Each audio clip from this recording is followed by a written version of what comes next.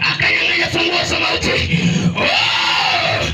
Ibilisi na kuzimu yote zikatikisika, wakaogopa mara moja. Sikiliza nikwambie, ilipofika siku ya 3 mwanaume Yesu akafufuka tena.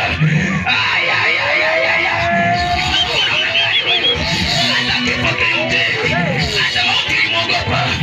Ndiye nilikuletea kwako.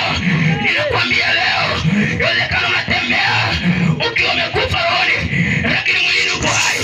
Sikiliza nikwambie, kuna wakati ambao wachawi wanatafuna maisha yako. Unaweza kuwa unatembea mwili uko hai, lakini rohoni ulikwisha kufa. Yani siku zako zilikwisha kuliwa. Sikiliza nikwambie, maisha wanadamu ni fumbo. Maisha yako ni fumbo. Nasema maisha yako ni fumbo. Maisha yako ni fumbo. Sikiliza nikwambie, liko gari moja, liko jeneza ambalo haijawahi kutosheka, haijawahi kushiba.